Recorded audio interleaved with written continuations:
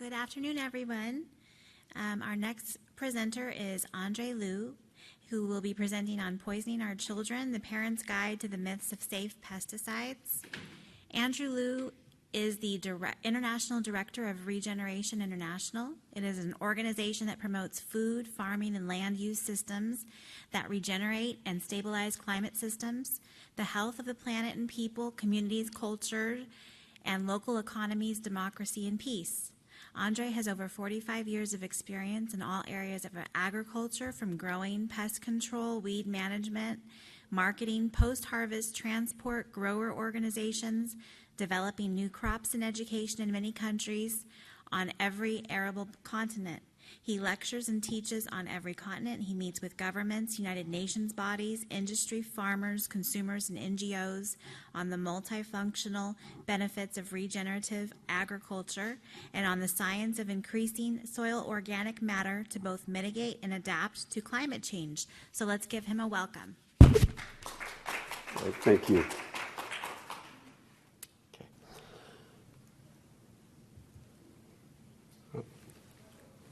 This is the book I wrote, and I specifically wrote this so that parents can be aware of the science around the smallest amount of pesticides and how they affect our children.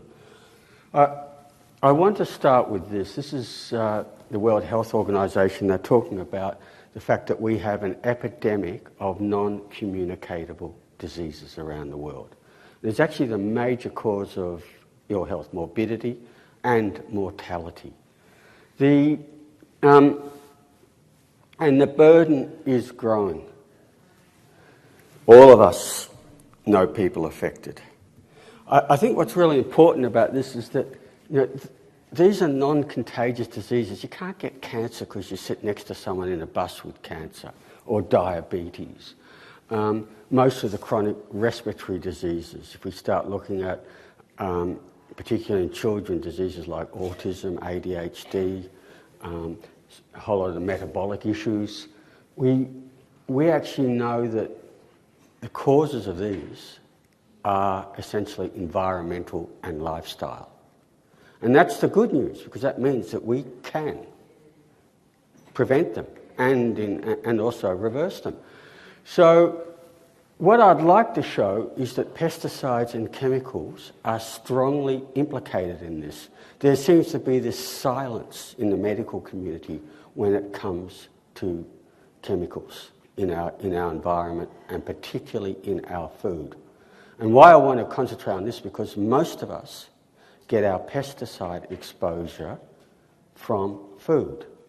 These are the small amounts of residues that our regulatory authorities say are safe. So let's talk about these, because they say it's safe. All these pesticides are tested. Trust us. We have science-based testing, and it's okay. Let's look at the reality. It's why I call it the myths of safe pesticides, because the first myth is that most pesticides are not tested, and specifically the pesticides that are used in our crops and our food, because most pesticides are sold as a formulation. If we use glyphosate, the active ingredient of Roundup, as an example. That's one chemical. There's all these other surfactants and solvents that are equally toxic, and sometimes even of greater toxicity. And we know that the actual formulation, when it's been tested by independent scientists, is far more toxic than the so-called active ingredient. All the chemical companies have to do is nominate one ingredient in this formulation that they will call the active ingredient. Quite often that's less than 1% of it, and test that.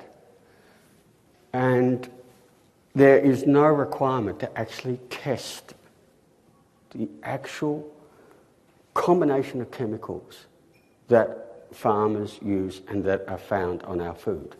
So what I would argue is, that that is a data-free assumption. That is not scientific to assume. You test one thing, it's mixed in with a whole lot of other ingredients, and these ingredients are there to make it work more effectively. In other words, it wants to make a poison kill better.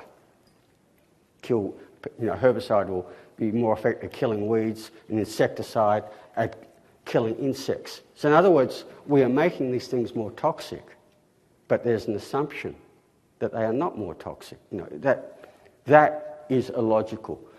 Where we do have independent testing, we actually find that in many cases they're hundreds of times more toxic, sometimes thousands of times more toxic than the actual ingredient.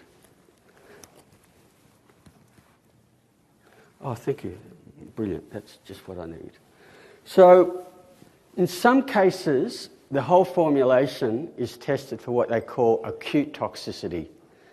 Technically, it's called LD50. I won't go into too much technical detail except to say it's the amount that will cause test animals to die within 2 weeks. And that's normally what's used in terms of telling you, when they say that something is safe. So, for instance, they'll say, Roundup, it's less dangerous than salt, or glyphosate is. That's because they used what's called the LD50. Now, maybe the fact is that isn't true either. Roundup actually is one of the few chemicals where we actually have an LD50 for humans. Normally it's other animals, and that's been based on the amount that people are drunk to commit suicide. So it is not so safe you can drink it. People die regularly by suicide drinking Roundup around the world.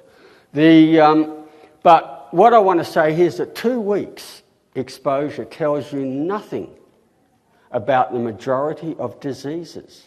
I won't tell you anything about does it cause cancer, does it cause nerve damage, does it affect the metabolisms, does it affect the hormone, the endocrine system? We can go on and on when we start looking at the suite of diseases that we have in our society, and this gives you no evidence whatsoever. So when they turn around and say, "Oh, look, it's so safe," it's no more toxic than a cup of coffee, that sort of thing, they are not telling the truth. So when we start looking at, here in the United States, there's 1,400 registered chemicals, formulated pesticides. Not one is tested for any long-term health. So particularly when we start looking at children's health, reproductive effects, birth defects, cancer, developmental neurotoxicity, I'll talk more about that, endocrine disruption, metabolic disruption, and another one which we know now is epigenetic mutations. I haven't got time to go into detail of all these, but these are significant areas where chemicals are affecting our health. And then there's actually numerous other issues that are caused by these whole formulations. I want to show you something. This is a study that Monsanto did their best to suppress. It is the only lifetime feeding study of a formulated pesticide ever that's been published. This is the only one in the whole world. And what it tested was Roundup at the normal rates that it's found in our blood and urine and in breast milk. At the normal rates that probably most of us have it. It's the new DDT, it's everywhere. And over a lifetime, because at the end of the day, that's what's happening to all of us. We're supposed to have these small amounts in our bodies over a lifetime, and they're supposed to be safe. So, what did they find? Well, that's the thing. Mammary tumours. Yeah, Seralini's study. Yeah, this is Seralini's study, exactly. So, basically, all the treated females ended up with mammary tumours, except for one that actually died of ovarian cancer. So this was actually, just to say, they also tested GMOs, Roundup and GMOs, and found similar results with all of them. So people say there's no evidence that GMOs are safe, are wrong. Hopefully tonight Jeffrey Smith will show lots of evidence. We have lots of scientific evidence showing that GMOs are not safe. But, I think what's really important here is when we start looking at, they started looking at organs like the liver and the kidneys, they were finding lesions, damage. And look, what we're talking about here is parts per billion, not parts per million, parts per billion. A part per billion is the equivalent of having 3 Olympic-sized swimming pools, and I get an eyedropper, and I put 1,000 drops in that. That's a part per billion. That's how small it is. And that is what caused all these lesions. And both... Could you just say that again? Okay, to give you an example of what a part per billion is, just so you can conceptualise it. Have 3 Olympic-sized swimming pools full of water, get an eyedropper, and drop 1,000 drops into it. That's not a lot. That's probably, say, a pint added to it. To give you an idea of how small the amounts. And the fact is, most of us have these billions, parts per billion Roundup in our water. Most of the tap water in the United States has it now, particularly in the Midwest. And most of us, we will have it in our urine and blood at these levels. So, to continue, the other one which I think is really important here is that when, say, the US EPA decides to approve a pesticide for a crop, it just doesn't approve one. It'll approve several insecticides, several fungicides, several herbicides for a crop, with the expectation that all of them are used in the normal crop production cycle. So, generally speaking, when we test food, most food has multiple residues. A friend of mine worked for the EPA for 25 years. He said the lab IRT, it was just bogus. They weren't doing any research. They had no facilities. He wrote a book. Valianatos? Yeah, Valianatos. Okay, yeah, Poison Spring. Yeah. That's a great book. Yeah. Read it. I quote it extensively in this book. Yeah. It's on my radio show, too. Okay, great, because, really, Poison Spring, read it to find how industry corrupts the regulators. So what I want to say is most foods have multiple residues, but there's no testing for the cocktails. Now, nearly all of us, if we're tested, we have cocktails of these chemicals in our blood, in our urine. We know that they're crossing the placenta, which to me is just absolutely alarming. When the Environmental Working Group finds up to 232 chemicals in placental blood, in cord blood. That is inexcusable. What are we doing to our future? And, to say that, they're so low that they're not safe, but we actually know there's additive and synergistic toxic effects of cocktails. Once again, where we have the independent science, we find that in most cases this is actually synergistic. Synergistic doesn't mean 1 and 1 equals 2. It means 1 and 1 equals 3, 4. But actually we have good data showing 1 and 1 can equal more than 100% or more than 1,000% in toxic effects where we have it. When you get up to 232, we have no idea what we're doing here. We're in new ground.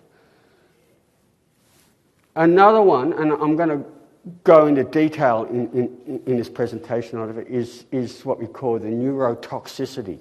Many of these poisons are nerve poisons. The classics are the organophosphates. They were originally developed by German chemists or the Nazis to be used in warfare.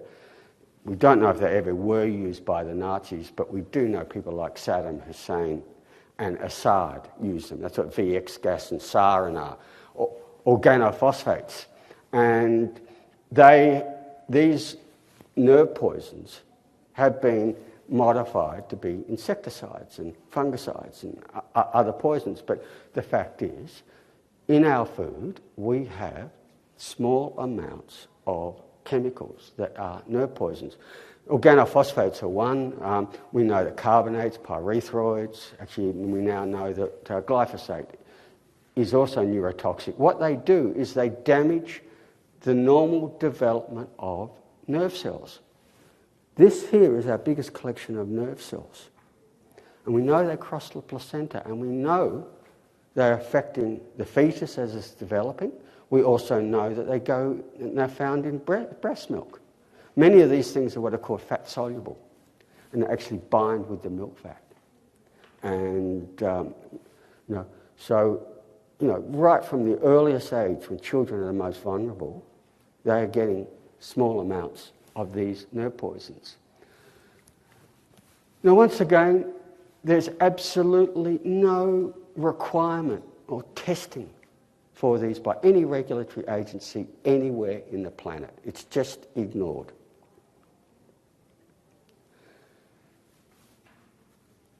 The other one is endocrine disruption or disruption of our hormone systems. And this is really important here, that we actually know that many chemicals, when we start dropping them down to really small amounts, can bind with our hormone receptors. So a lot of them can actually, for instance, fool the body into thinking that they're estrogen or androgens or other hormones. And it's why we call it endocrine disruption. And what I want to actually say here is that we know with many of them that they are active at parts per trillion. So I gave you what a part per billion is. A part per trillion is one drop in those 3 Olympic-sized swimming pools. So when we start talking about endocrine disruption, we're talking about the most minuscule amount of these chemicals. And that is the level that they can bind with the hormone receptors. Where this is really important is in the development of the fetus and young children, and also puberty. What happens is that basically the developing body gets hormone signals to develop, the reproductive system, the nervous system, arms, legs, whatever, at specific times. And if it doesn't get that signal or it's disrupted, the development is also disrupted. This is why we call it endocrine disruption. And we know that with children, essentially what we're saying here is no safe level.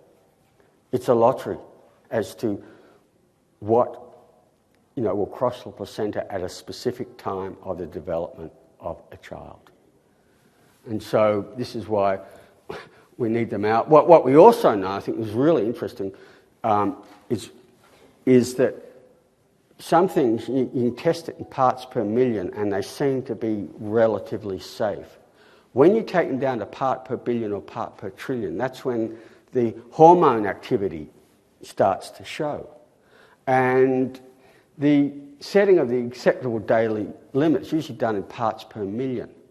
And they extrapolate the dose down to make it lower, but they do no actual testing at these lower rates.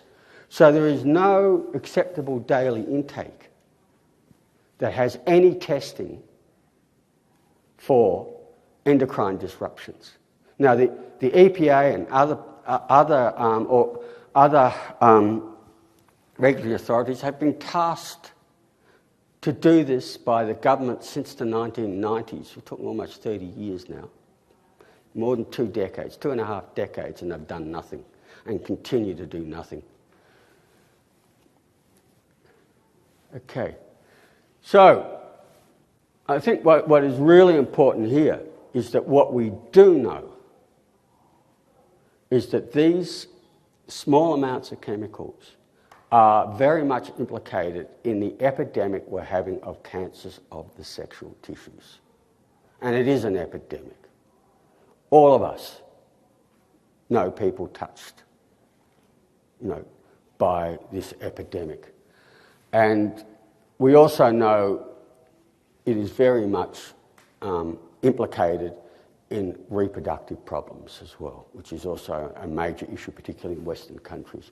And things like endometriosis, which is now affecting a lot of women around the world. And what we're actually starting to find now with endometriosis, it could actually be their grandmother's, maternal grandmother's exposure that caused it. We're starting to understand that these things our exposure now could affect our grandchildren. We're getting this data now.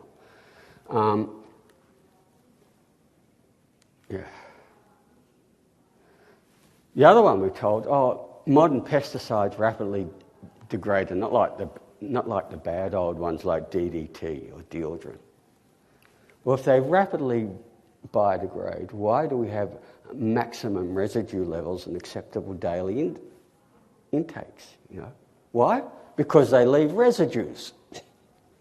They all leave residues. This idea that they rapidly biodegrade is not true. And then when they biodegrade, did they biodegrade and go into nothing and just go up into the ether? The fact is, most of them actually become more toxic when they biodegrade. And so many of them now, we actually know that as they break down, they make these metabolites, and they can be 100 times more toxic than the original.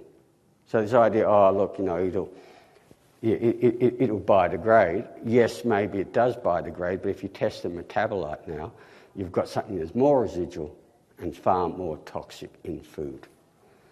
And that's something which is rarely tested for. We don't have screening for all these toxic metabolites that we also have in our food. Then the one which I really want to hit home on, and this is where you should read Poison Spring, is our regulatory authorities, like the US EPA.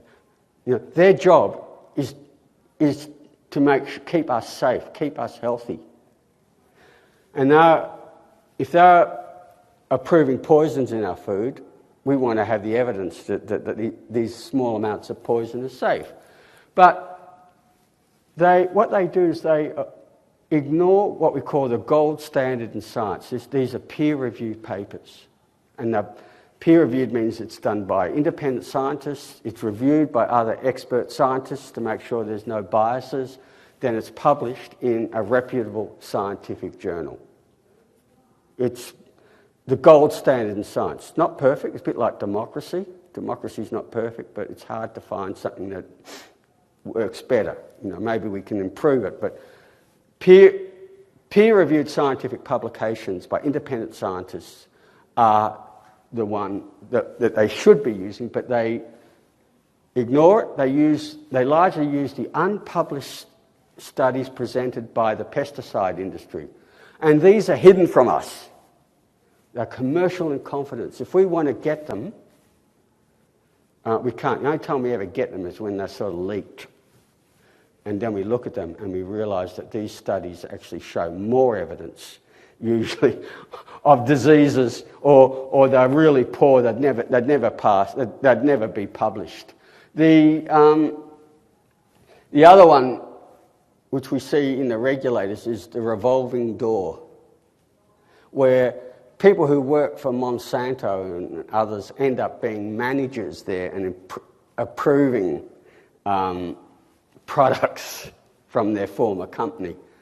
And people who worked in the EPA end up getting nice plush jobs as senior vice presidents at much greater salaries in the pesticide companies.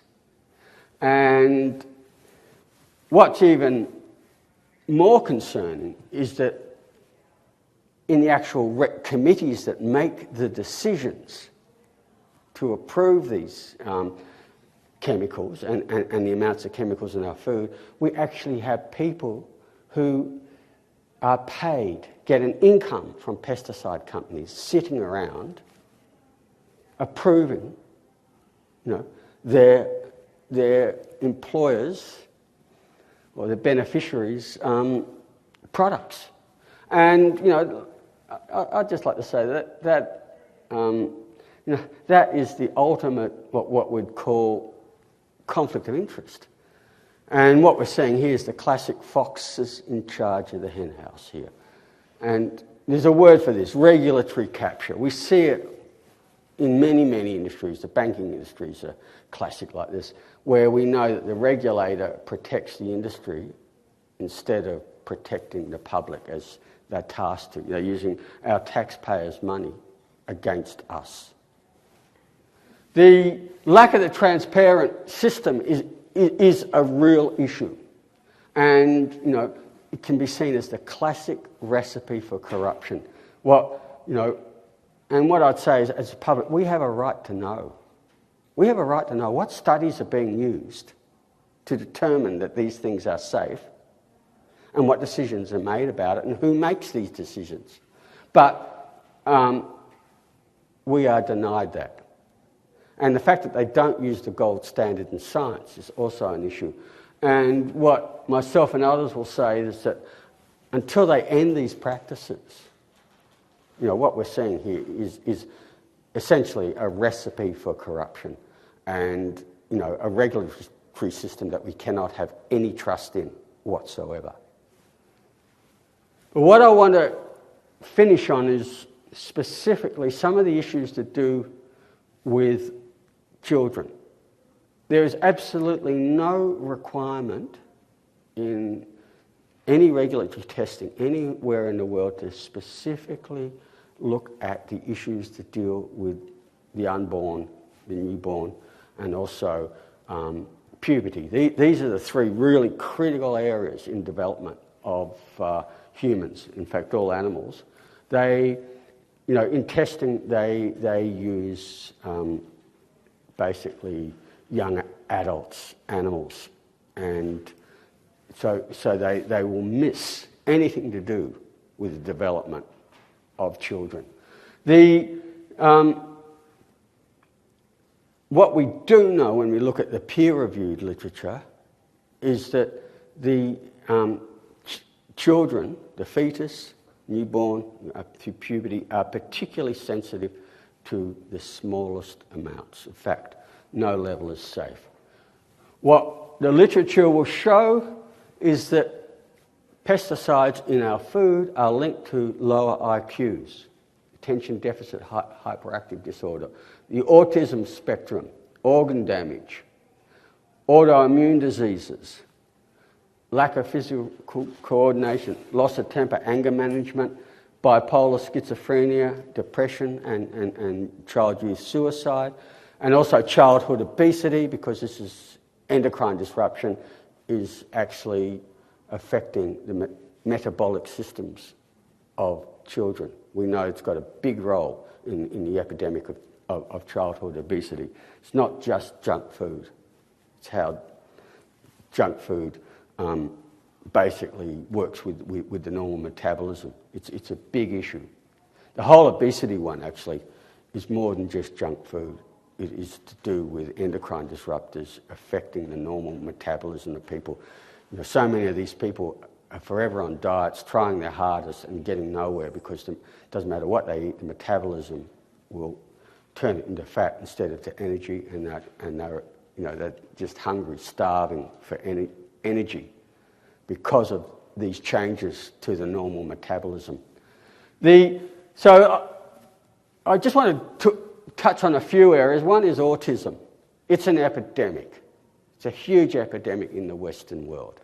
And here, these are figures from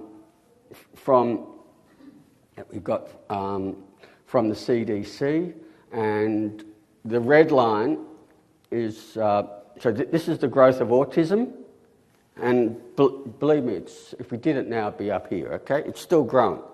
And the red line is the increase in glyphosate, and that's primarily due to the increase in GMO crops, the Roundup Ready crops. You can see what's happened here is that it's at a fairly low level, and then suddenly glyphosate starts to take off. And at the same time, so does autism. And, correlation is not proof of causation.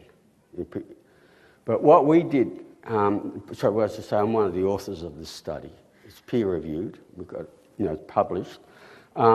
We did what's called a Pearson's correlation coefficient, and that's what you use in statistics to look at the likelihood that these are linked, they are related. It's not just an accident. So the likelihood here that this is an accident is 1 in 10,000. That shows a really strong probability that these are linked. After we published this, a very good study came out and actually shows one of the biochemical pathways on how glyphosate can cause autism. It's, talk about developmental neurotoxicity. This, to me, should be enough to ban this chemical. We're looking at the normal development of cells. So this is the cell. These ones here are called dendrites. This is the axon. The dendrites receive signals, axon transmits it. Now, that's the first division of the cell, and it's making it. With a small amount of glyphosate, it's not making the axon. Second division, you can see the axon is branching where it will now start communicating with more cells. You've got more, the dendrites are growing, but they're just starting to make, wrong way. Just starting to make an axon here, not very branched.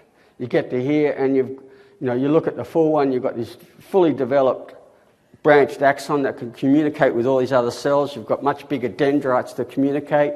Here the dendrites are there's fewer of them. They're not so big, so they're not communicating. Same with the axon. It's not fully developed. And I think what's really frightening here is that the glyphosate effect is not reversible. So in developing children, this is what's happening, and this can be a very good mechanism for showing why we have this increase in autism. What I do want to say here is that we do know now with neuroplasticity that we can build new neurons and new circuits. Even at our age we can.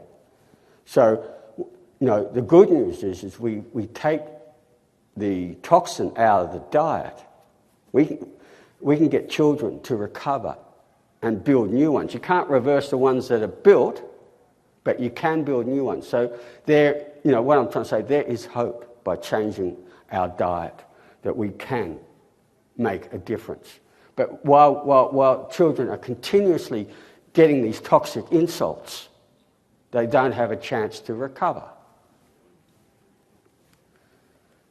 Cancer, it's a huge epidemic, and children's cancers especially.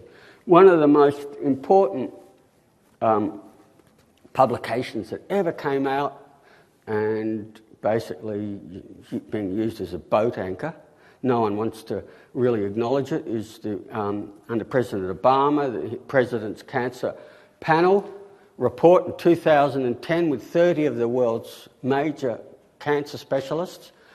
And what they said was that 80% of cancers, actually more than 80%, are caused by environmental toxins, especially chemicals and pesticides. Now what that means is that we could prevent 80% of cancers tomorrow by taking these out of the environment. What public health initiative could achieve more? And then we can use the funds that are presently used to work on the other 20%. But the fact is, This report says that we could end the cancer epidemic tomorrow by cleaning up the environment, cleaning up our food. The evidence of cancers in children increasing continues to grow. This is the World Health Organization, International Agency for Research into Cancer last year. Childhood cancer is still double figures. We're losing this battle. And yet it's a battle we don't even need to have. We know what's causing it. We could win it tomorrow. But, it's not happening. So I just want to show you the same thing again with glyphosate. Use that as an example of cancers. This is the same study that I showed before. And this is thyroid cancers. The red line is glyphosate. The blue line is GMO soy and corn, because show that they're related. Once again, it's a 1 in 10,000 chance that they're accidental. 1 in 10,000. So the probability that one causes the other is extremely high. I've got lots of charts like this, but I'm only going to show a few of them. Bladder cancer, the same thing again, 1 in 10,000 when we did the correlation. So after we published that, the World Health Organization, International Agency for Research into Cancer, classifies glyphosate as 2A, which is the second highest. The highest is 1, and what 1 means is that we have lots of evidence that something causes cancer in humans. So we know alcohol, tobacco, asbestos. There's a whole range of things that we know. It's about benzene. There's about 100 compounds out of the thousands that have been tested that have been given type 1, because they can't always get a lot of evidence in humans. What type 2A means is that it does definitely cause cancer in test animals. That's unequivocal. There's enough studies to show that this causes cancer.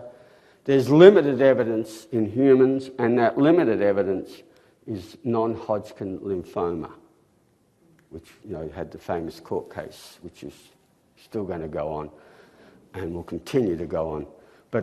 And so they gave it 2A. Probably carcinogenic to humans. Generally speaking, if something is carcinogenic to test animals, it's highly unlikely it is not carcinogenic to us, because, believe it or not, we're also animals.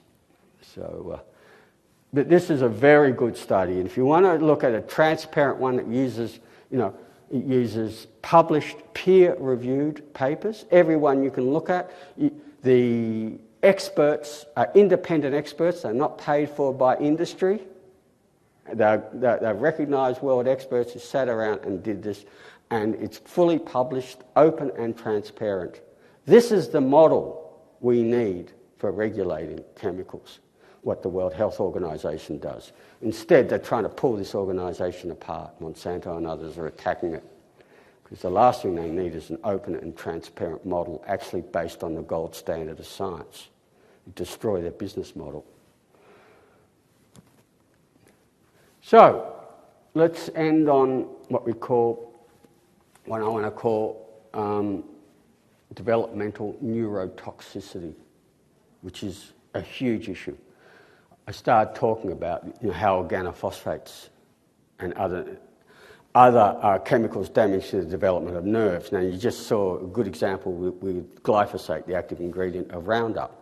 We know there's heaps of them that do this. Glyphosate isn't the only one.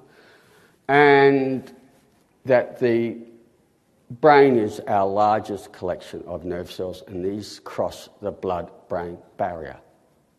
And the smallest amounts will have effects. What that's saying, direct effects on neural cell replication, means, what I showed you before on the actual growth of cells. What I showed you were the replications of each division as it grows. So, in this case, they're talking about organophosphates, chlorpyrifos, for instance. Here is a really wonderful study by Dr. Elizabeth Gillette, and she looked at two groups of communities in Sonora in Mexico. One group lived on the plains where they had agriculture. Another group lived in the mountains where they didn't have conventional agriculture. The ones on the plains, of course, were exposed to basically the fumes and residues from farming of various pesticides. These are 4-year-old girls, and the ones who lived in the valley, in the plains, in the farming area, they're asked to draw children. They couldn't draw anything remotely like a child, which shows there's brain damage. Here, this is exactly what we'd expect 4-year-old girls to draw. Lovely little drawings of people.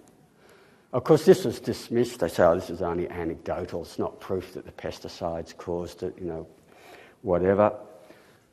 But since then, we're getting more and more studies showing that the smallest amount of various pesticides, in this case organophosphates, but we can talk about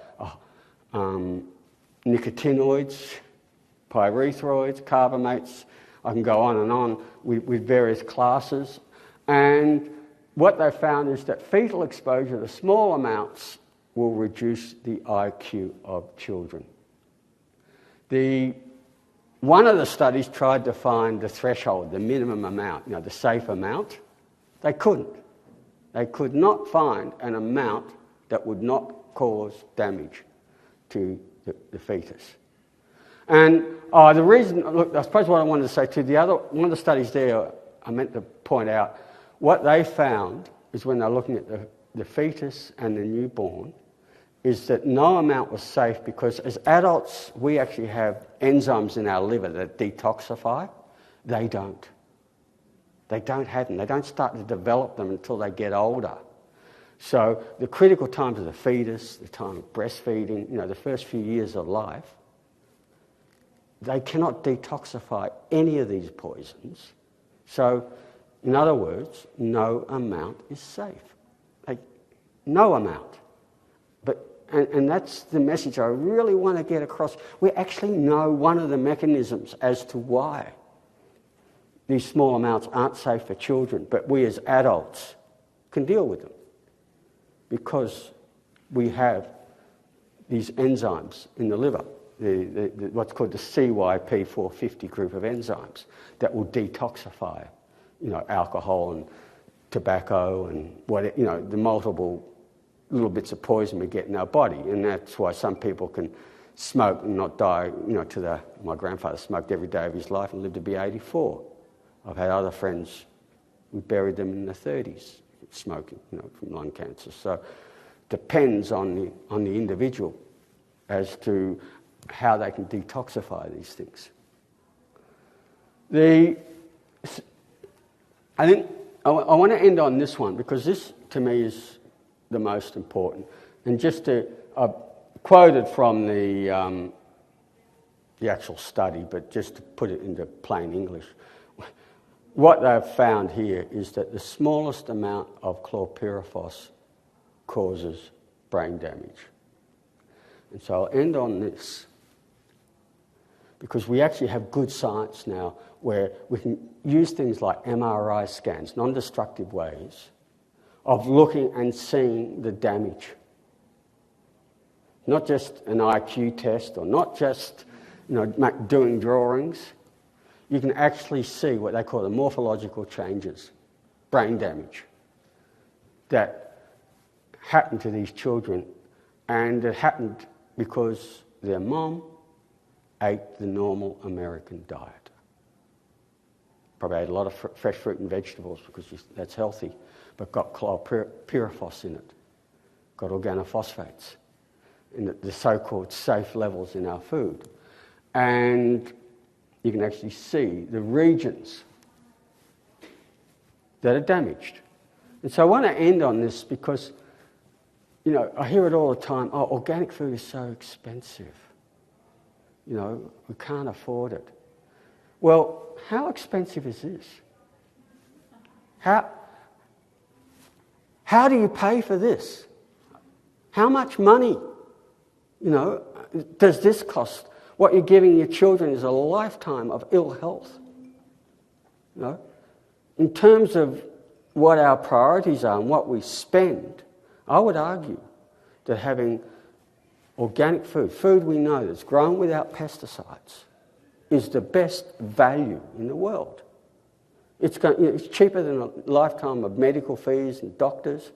You know, I honestly think that this is a message I need to get across, that it's probably the most important thing we as parents and grandparents can do, is get this message across that, when couples are about to conceive, we should be getting pesticides out of the diet already. We actually know now that it's not just mom and crossing the placenta. We actually know that that it can affect the ovarian follicle, the fluid in there, be there. We know that it affects the development of sperm. We actually know now that children are being polluted with these chemicals even before they're conceived or as they're conceived.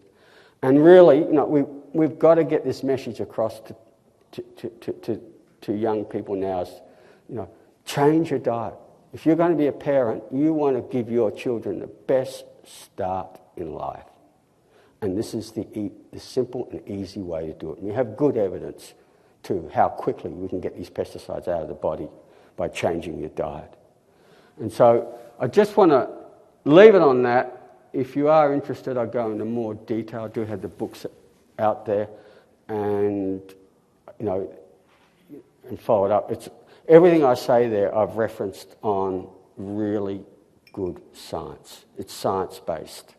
And this is I've written this book not because I want to make money, because I want to get it out to mums and pops so that they can make up their own mind and make their own decisions on their future and the future of their children. So thank you.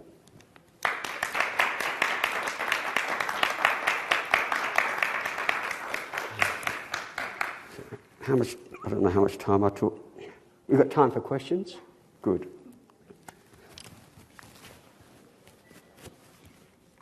Please, yeah. So I just want to thank you because I read Myths of Pesticides, which is why I'm here.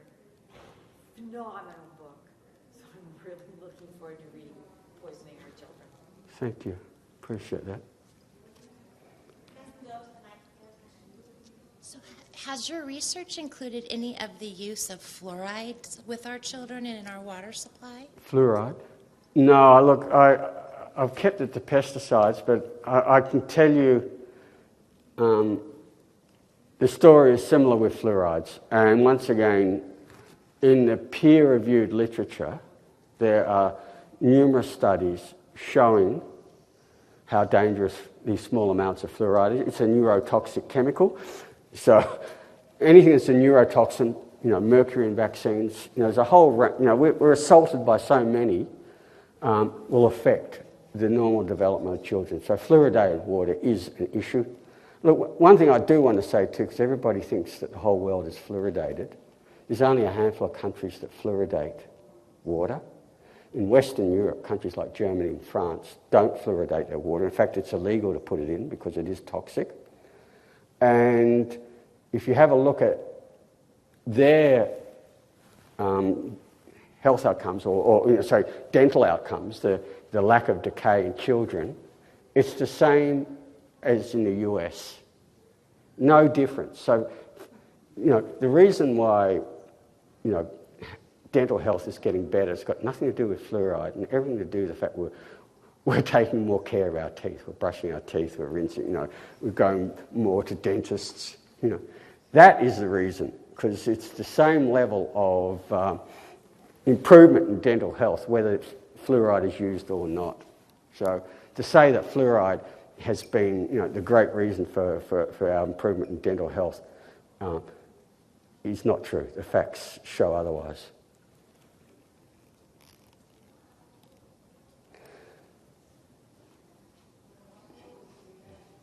I have two questions for you. You mentioned that the enzymes in the liver to detoxify are not developed in babies and fetuses.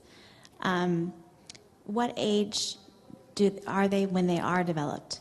It starts about 3 onwards. Okay. Sometimes 2, 3, depends. But it takes years and years. So we're not really talking about fully developed until after puberty. Okay.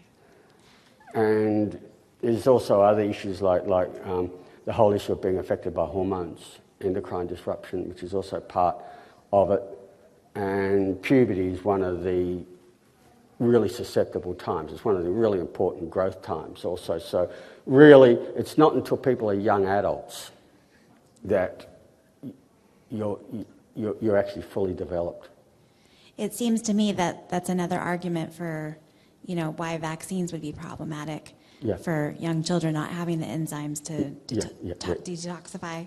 The other question I had was about your study that you published. About what, sorry? Your study that you published, that you said you were an author on. Was that, it looked at IDEA, so was that for U.S. children?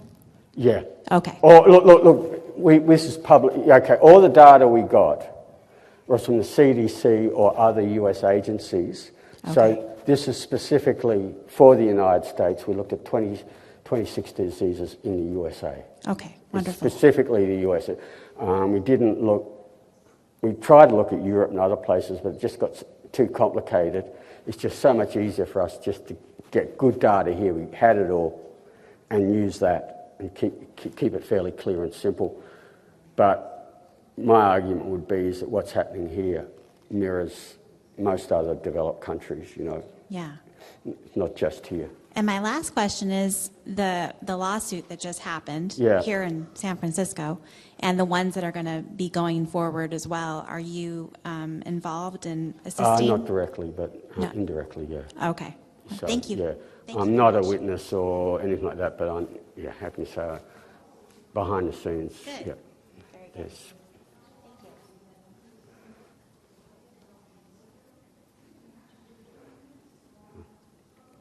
I realize this might be a whole other topic, but are there any inroads or any groups that may possibly be strong enough or... Just sorry. I'm sorry, am I not talking up? I realize this is another subject, but it's political. Are there any groups that are coming forward in terms of getting the fox out of the henhouse in the governmental agencies? Is there any hope for any of that being undone? Not in the short term. In terms of what you're saying is getting government agencies to change. At the moment here, it's getting worse. Under Scott Pruitt and now his replacement. Under this administration, absolutely no hope. We will, I suppose a lot of us are watching the midterms with great interest to see what happens and onwards. But Europe is the one place where there might be hope.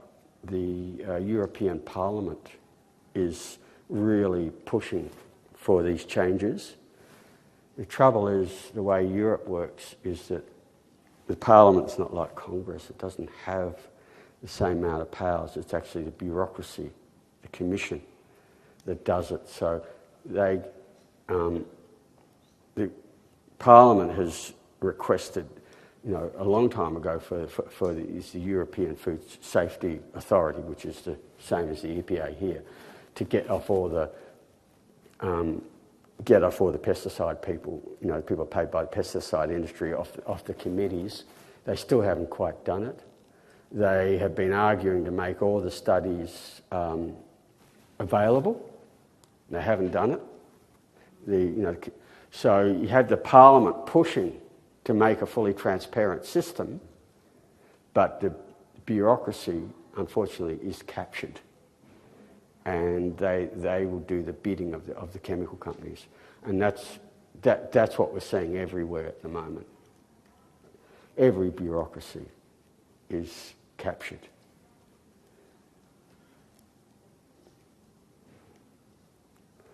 But we'll keep on trying. But I'll keep on going back to it, is that you know, we can make a difference ourselves. We don't have to wait for government. Just by going out and buying organic food, you know, that is a revolution that's happening. That will change farming. If everywhere we go, we insist that we have organic food. We go to our restaurant, we say, you know, salad, do you have an organic? And put pressure. That will change farming, change our food system. So our dollars are really, really powerful. And that is how the revolution is happening.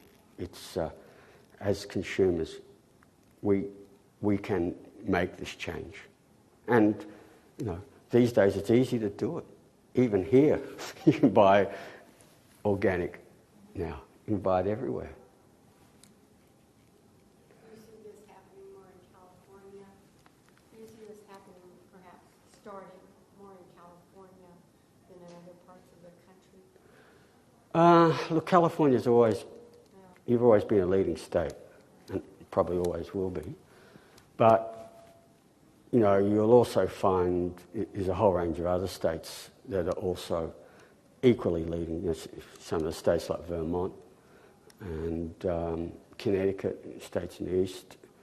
And you'd be surprised the number of Midwest states as well, so Colorado, but even ones like Nebraska and Iowa. So for someone like me who travels all around the US, I actually see this as really positive. We're actually in a revolution, and a big revolution, and it's ground up, not top down. And that's what makes it exciting. And we empower ourselves. That's also exciting. We can take that power. We don't have to wait for government. We just do it.